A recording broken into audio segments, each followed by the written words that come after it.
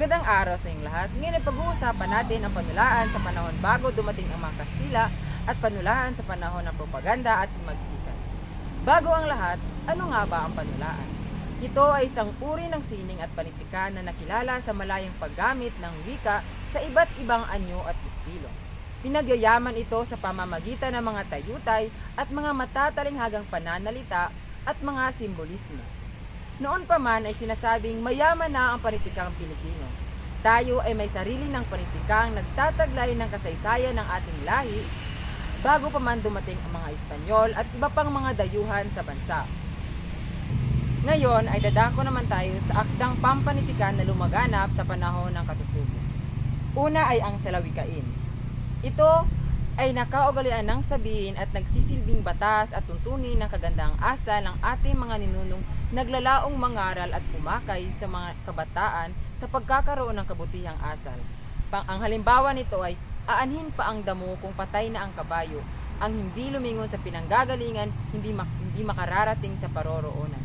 Pangalawa ay ang sawikain.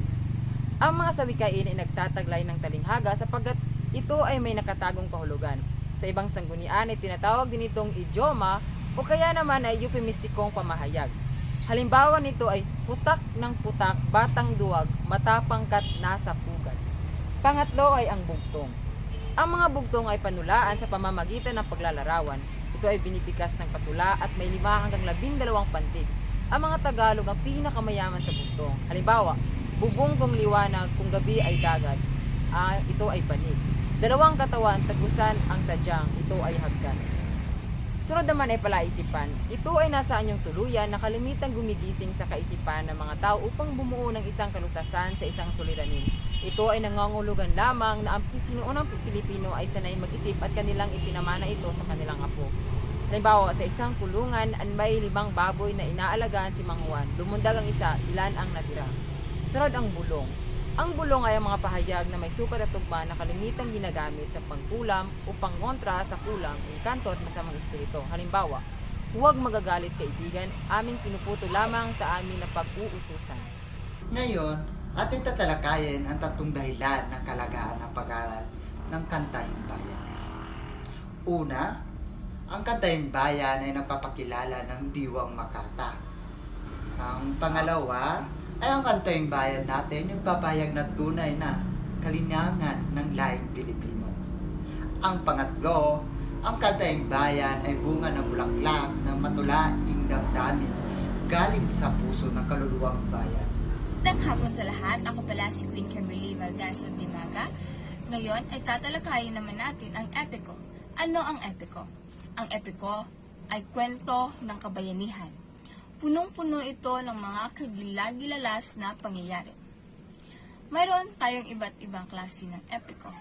Epiko ng mga Tagalog, Maranao, Bisaya, Bicol at Ilocano. Epiko ng mga Tagalog, Kumintang.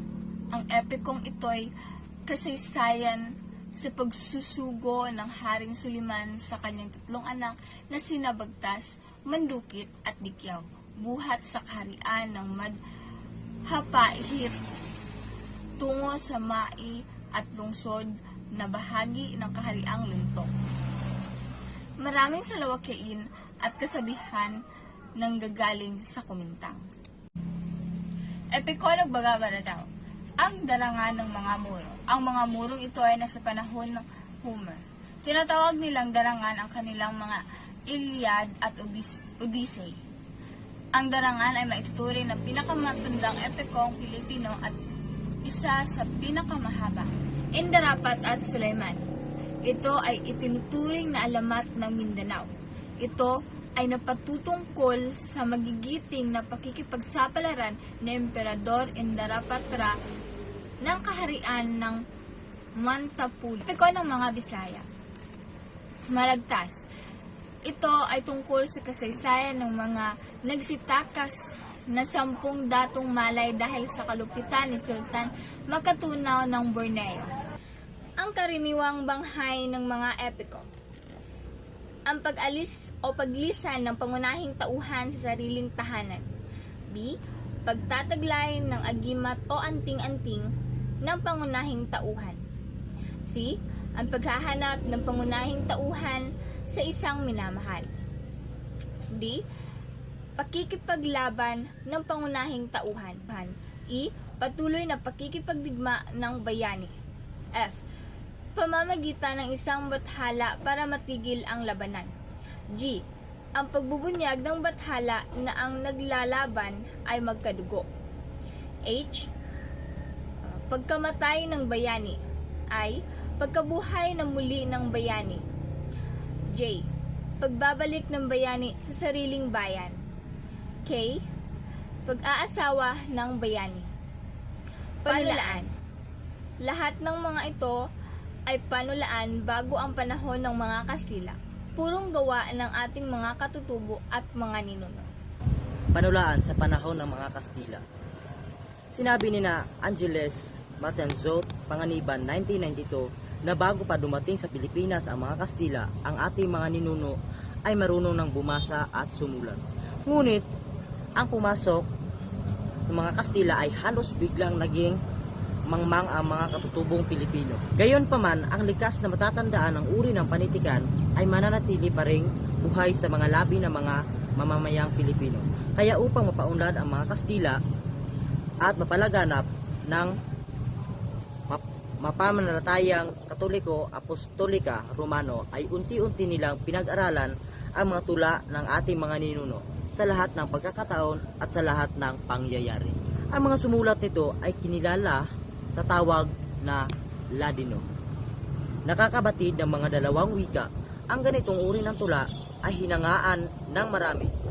Si Bagong Bantal, 1946, ay nakisama sa dalay na ito ay kaya't kanyang sinulat ang Salamat na Walang Hanggan. Gracias din Sempenternas, na nagpasilong ng tala, at Quezon Saler La Estrella que desterno las Gineblas sa lahat ng mga bayan natin ditada nuestra tierra. Isa pang kayarian ng tula na mapapansin sa ibaba ng haluang Tagalog, Kastila rin ang nasinulat ni Francisco Balagtas noong 1860. Narito ang taludtod mula sa La India Elegante Il Negreto Amante. A ver kung siya'y suminta, ngayon ako ay di libeta. Pagkat ang aking itsura, Kastila, di naita. Ang mga kayariang ito ng mga tulang haluang Kastila Tagalog ay naging pangunahin sa mga unang panahon ng pananahanan ng mga Kastila sa kapuluan. Ngunit hindi nagtagal ay nagkaroon din